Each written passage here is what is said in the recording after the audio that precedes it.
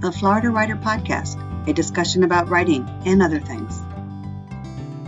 Hello, and welcome to another edition of the Florida Writer Podcast with your host, Alison Nissen. And today I am lucky enough to be with Chrissy Das.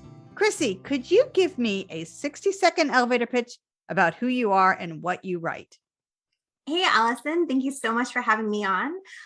My name is Chrissy Das, and I'm the owner of Invisible Writer, and I'm a ghostwriter for service-based business owners who want to tell their story to a larger audience. So I do short form content writing, like blog posts and articles, and longer form writing, which is my favorite, which is writing business books for people like lawyers and therapists and business leaders. People that say, I can't write. Or people that say, I don't have time to write. Quite often, they're very talented. They just don't have the bandwidth. So how does that happen? How do you start ghostwriting for lawyers and such? I like to say I kind of slipped and fell into the profession. I actually started my career as a professional editor. And so I was an English major in college, and I had a career plan that would take me to New York, and I'd live in this awesome loft apartment, and I'd have a cat, and I'd be editor-in-chief of Random House by age 30. And Alison, I will tell you, I live in St. Augustine, Jacksonville, Florida, and I'm mid-30s, and I do not have a cat. Turns out I'm allergic. And when I was graduating with my English degree, it was around like the early 2010s, and publishing had really taken a hit financially. And so there weren't any cushy internships, and I couldn't afford to move to New York without a cushy internship. And so I ended up, the best thing happened to me. I worked for Joggling Board Press in Charleston, South Carolina. It's an independent publisher owned by Susan Camrod Campbell. I cut my teeth in independent publishing, and it was amazing. It was the best thing I could have ever done. So while I'm working as an editor, I realized some of these people, they need complete rewrites. And I will tell you that the pricing for editing versus for ghostwriting is very different. And so the first couple of people that I will say practiced on, I charged them for editing rather than ghostwriting. And then as I got, more than half a dozen under my belt, I was starting to charge closer to the actual value that I was providing. And now I meet amazing people, and lawyers are one of my specialties, actually. And it seems like when I start working with one lawyer, usually they'll call their friends and in different practice areas, of course. And it's mainly word of mouth. That's how I meet my people. I love that story.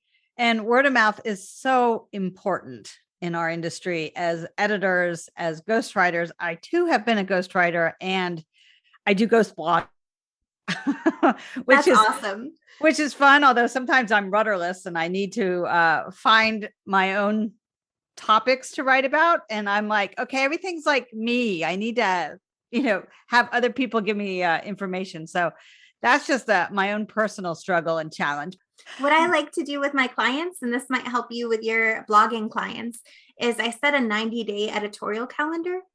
And the reason that I do 90 days at a time is because so many of them they're busy business owners, which is why they don't have time to do their own stuff, right?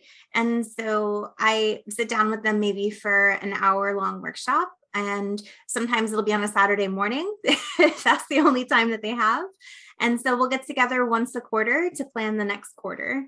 And that way you can kind of get a couple of high-level bullet points from them. And it just helps you get it out. That's a great suggestion. I'm with thinking about blogging for other people versus writing a business book for other people. What are the big key differences? So the key differences are that a book gives you so much more context. You can really give a lot of nuance and a lot of, you can use storytelling more. And I specialize specifically in nonfiction. And nonfiction can be so interesting. And actually, it's what I exclusively read is nonfiction. I do enjoy the occasional fiction, but I probably read one fiction book in like 2 years. So it's not a priority for me. Whereas for nonfiction, I try and read at least like 48, 50, 60, lots of books a year.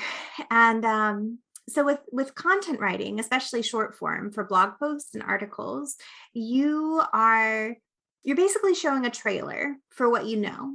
And people love watching Netflix, they love watching movies, and the movie studios have really mastered the whole 30-second trailer. And so if you can get like a really good soundbite, if you can get a really good like plan, a visible plan in place, then people will respond to that. And so that's the biggest difference, is showing a trailer versus showing like a feature film. How long have you been? So what is your favorite Florida writer? So had to think about that one really hard, because a lot of the writers that I like are Canadian. So I was like, Florida. So I have to go with a classic, Jack Kerouac. I first read Big Sur in college and loved it. And now, like, 15 years later, I'm looking at reading more of his works. He actually has a pretty good body of poetry that I'm starting to read.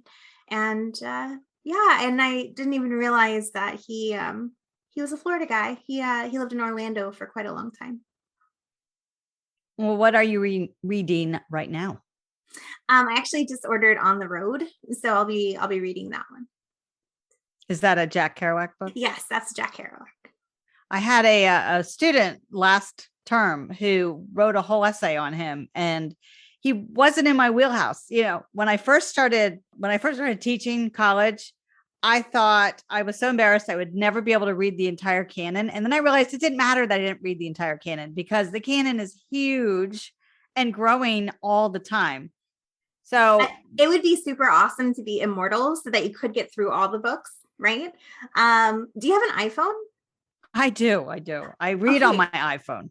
So I'm going to tell you the best game that I've been playing. And it's not an affiliate link or anything. I'm just really excited about it. But there's an app in the Apple Arcade store called Dear Reader. And look it up. It's amazing. And so funny thing, I had actually never read Dr. Jekyll and Mr. Hyde. Never read it. I'm very familiar with the story. I've seen the musical, love the musical, but I hadn't actually read the book. And so the whole premise of this Dear Reader game is that you're reading these classics, because, from a revenue standpoint, all of the books that they include on Dear Reader are in the public domain. And so it keeps their costs low, and it keeps, it's fun to use. And so it's word games. That's the whole thing, is just word games, and you read a chapter from this book and you play the word game. And if you win it, then you accrue ink. So it's pretty fun.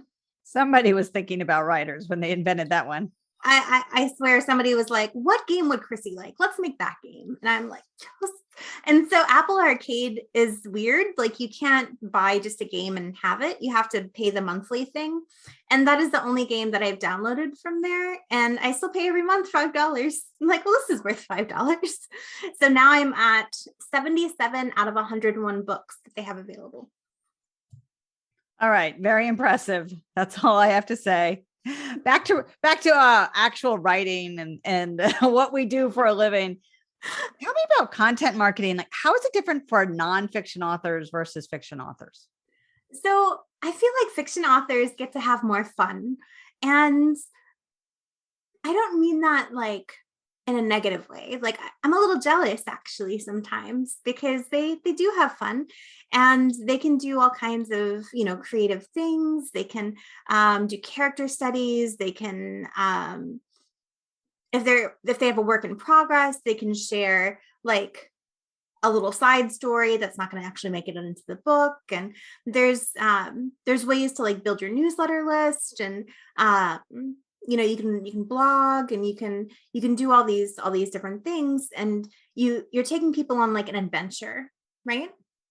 And so often for nonfiction, what you're doing is you're imparting knowledge. You're teaching someone something. You're educating your peers. You're educating your clients. You're sharing your wealth of experience. And so content marketing for nonfiction is more often like how to do something or how not to do something. So you still have that narrative. You still have, you're taking the reader on a journey, but instead of taking them on an adventure, you're taking them more on like a process. You're taking them through like something with defined steps. So there's a little bit of a different type of creativity, I would say, for nonfiction than for fiction. Good to know. I like being creative with nonfiction works. Yes, it is fun. I do a lot of blogging for myself. So I do, I call it Tales from the Laundry Room, and it's my life in 500 words or less. If something crazy happens, it's usually a crazy story. It could be dramatic. It could be sad. It could be really funny. But nonetheless, I like to do that for me. And I think that would be a great way to also help nonfiction authors who are writing more of a how-to have the audience get to know who they are. Definitely. I just wrote down Tales from the Laundry Room. Is that the domain for your blog too? No, it's AlisonNissen.com. Aha. Very simple to find.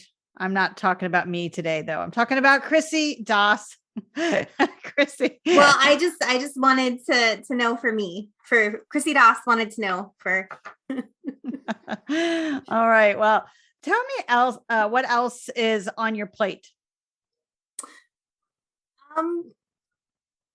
So I'll take you quite literally for a moment. Literally. I'm actually reading a lot of cookbooks right now because I just started doing keto a few months back. And so I've been reading lots of keto books. The other thing that's on my plate work-wise is I am working with a couple of authors. I'm offering book coaching for people who are stuck and know that they want to write a nonfiction book. I can guide them through that process. So I've got 2 book coaching clients. One meets on Thursday night and one is Saturday morning, 7 a.m. And I'm a super morning person, so it's great. And the other thing that I'm doing besides the book coaching right now is ghostwriting. I have my content marketing clients, and I have a few books in progress that I can't talk about because, ghostwriting, NDAs, all that jazz. But I can say that they're lawyer books for people who will need their services. I'm going to ask one final question about book coaching. Mm-hmm. So if you could offer someone a suggestion when they're stuck writing a nonfiction book, what would be the biggest tip? The biggest tip, and the one that I remind my clients of frequently, is write to what is easy. You are writing this book because you have something that needs to come out from you that you want to share with the world. And so if you focus on writing first to what's easy, then you'll kind of build the confidence and build the muscle memory so that when it's time to start writing the hard stuff, then you'll have kind of built up that stockpile a little bit. I think that will work for fiction authors as well. I guess so. I would think so. All right, Chrissy Doss, how can people get in touch with you? So people can find me on nvisiblewriter.com. There's no first I, so it's just the letter N and then visiblewriter.com.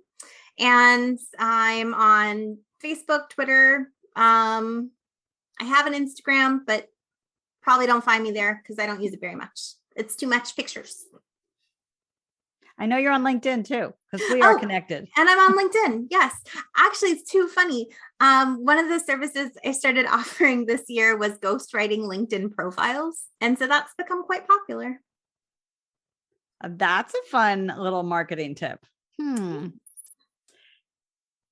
Chrissy, are you ready to switch to our rapid fire questions? I am. What is an insult you received you would be proud of? So when I was in elementary school, I had the nickname of Dictionary. And when I first got it, it kind of hurt my feelings a little bit because, nobody wants a nickname that they didn't give themselves. So, yeah. But I don't mind. Nobody calls me that anymore. But I'm still happy to be known as, a word nerd. A word nerd. Awesome.